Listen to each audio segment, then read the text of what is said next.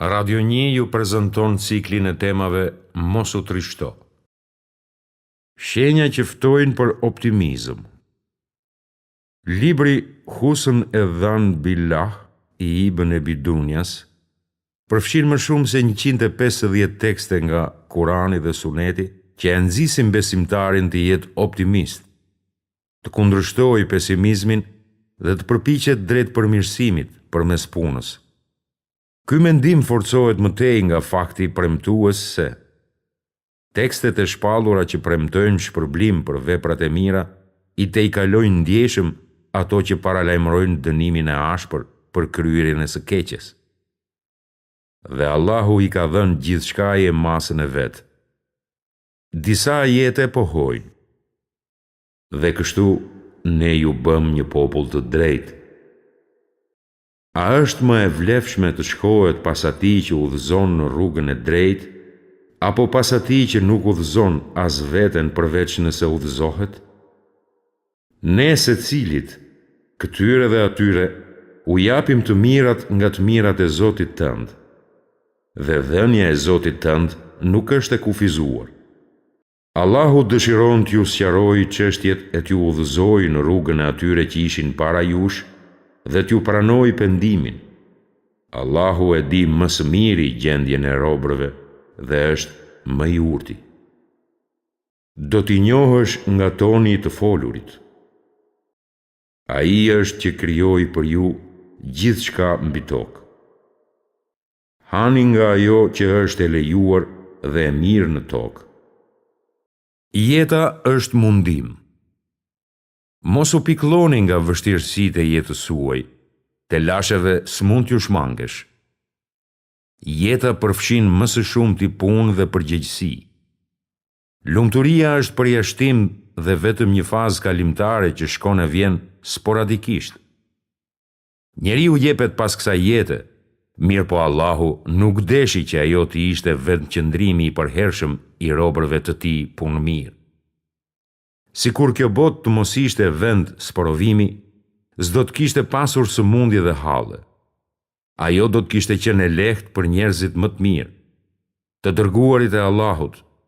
Ademi u përball me vështirësi dhe halle gjerë në ditën kur e la këtë botë. Profetin Nuh e talli dhe e përçmoi vetë populli i tij. Profeti Ibrahim u sprovua me zjarr dhe urdhrin për të flijuar të birin. Profeti Jakub u nda nga i biri dhe qau gjersa humbi shikimin. Profeti Musa duroi tiraninë e faraonit dhe pas kësaj mosbindjen e popullit vet. Profeti Isa ishte i varfër.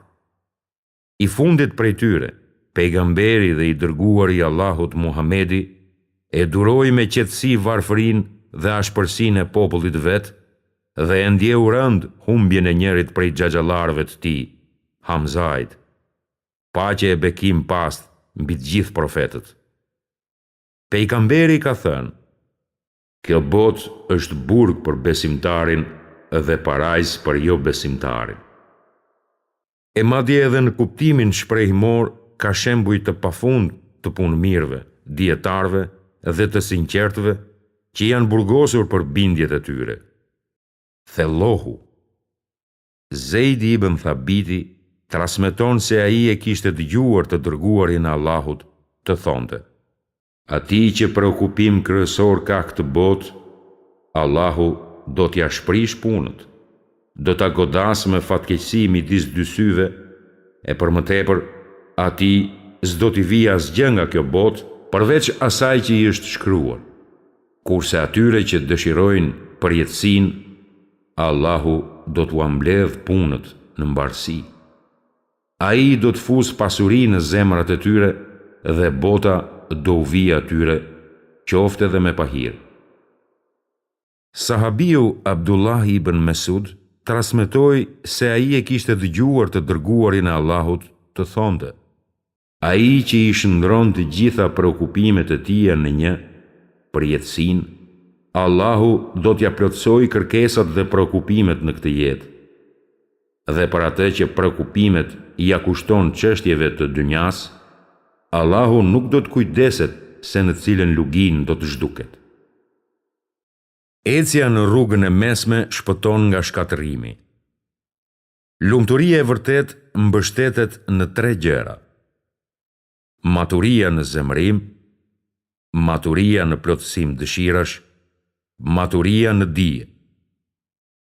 Duhet qeni matur në përmbushje dëshirash personale, për ndryshe ato rriten në atë shkallë sa që kërkojnë të kënaqen vazhdimisht, çka sjell shkatërimin e viktimës së atyre epsheve. Kjo mund të thuhet edhe për zemërimin.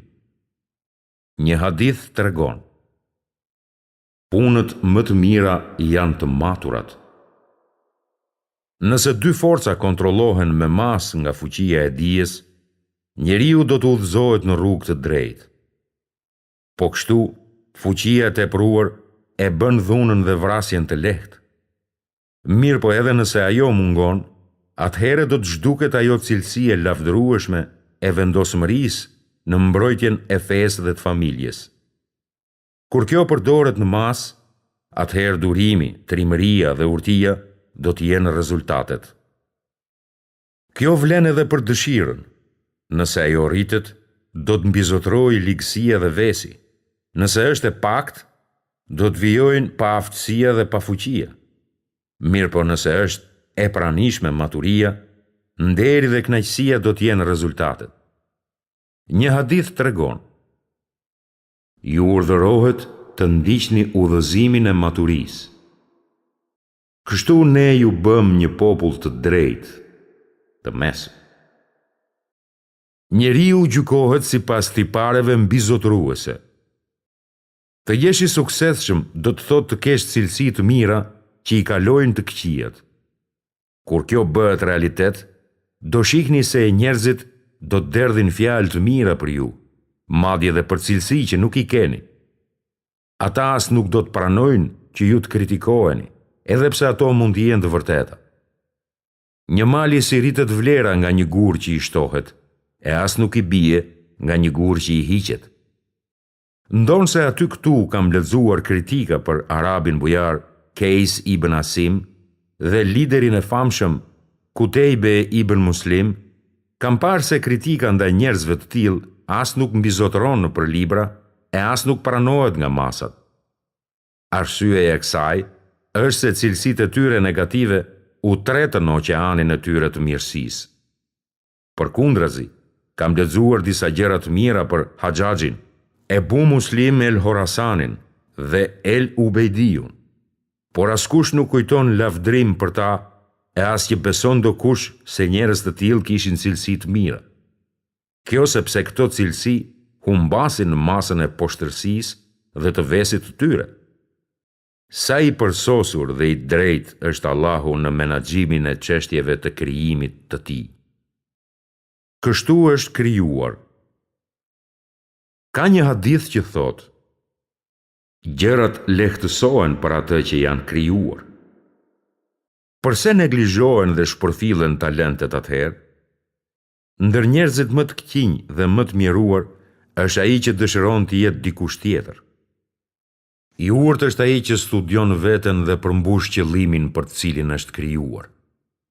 Nëse duhet të jetë shofer, ai do të jetë shofer, dhe nëse duhet të jetë fermer, ai do të bëhet i tillë.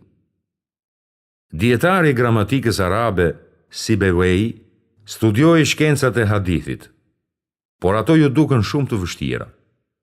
Ai kaloi tek gramatika dhe jo vetëm që u bë ekspert, por edhe një nga gramaticienët më të shquar të historisë. Një i urtë ka thënë: personi që ndjek një vije e cila nuk i shkon për shtat, është si ai që mbjell palma në Damask, apo si ai që mbjell qitro në Arabi.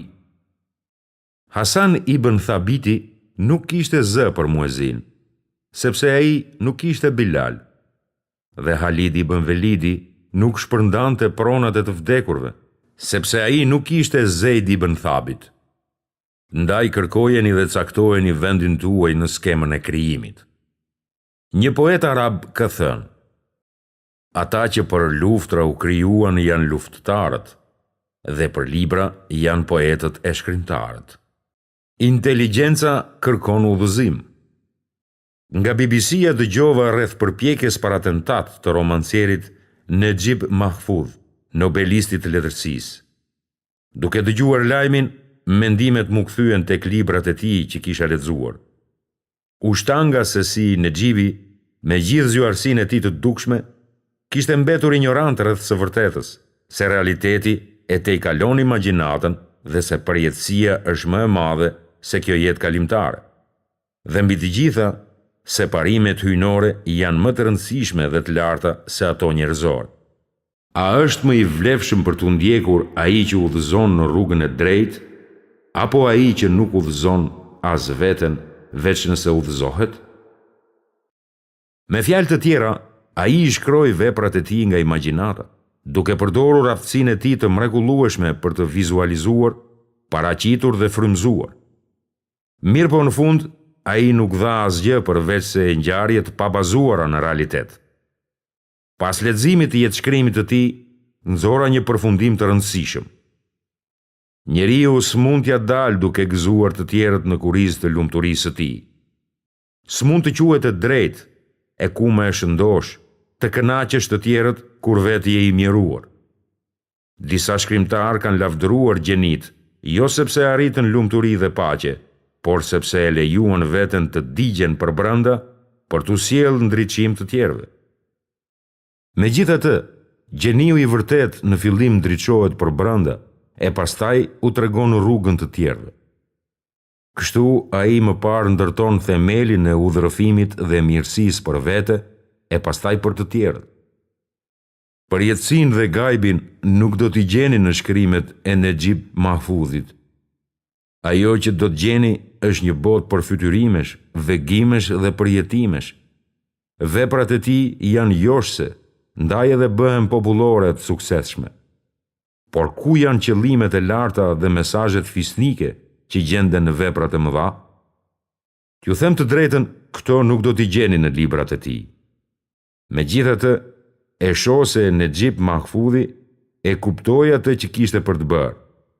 Në fjalët e shpalljes: ne, secilit, këtyre dhe atyre, u japim nga të mirat e Zotit tënd, dhe dhënia e Zotit tënd nuk është e kufizuar. Gjithsesi nuk mjafton që dikush të realizojë atë që do. Ajo që kërkohet është realizimi i asaj që do Allahu. Ai thot: Allahu dëshiron t'ju sqarojë çështjet e t'ju drejtojë në rrugën e atyre që ishin para jush, dhe t'ju pranojë pendimin. Allahu e di më së miri gjendjen e robërve dhe është më i urti. Allahu dëshiron t'ju pranojë pendimin, e ata që ndjekin dëshirat e epsheve, dëshirojnë që ju të shmangeni në tërësi. Unë s'mund të them me siguri se kush do të hyjë në xhenet e kush do të hyjë në xhehenem. Përveç atyre që janë treguar nga shpallja se do të shkojnë tek njeri apo tek tjetri. Kështu që mund të gjykoni njerëzit vetëm nga thënjet dhe veprat. Kurani na njofton, por me siguri do t'i njohësh nga toni të folurit. Dhe si përmbyllje, ç'për fitim do të ketë njeriu nëse bëhet mbret, ndërkohë që zemrën e ka të prishur dhe plot me të pavërtet? Nëse talenti dhe suksesi nuk shpihen në shpëtim, atëherë përse duhen ato?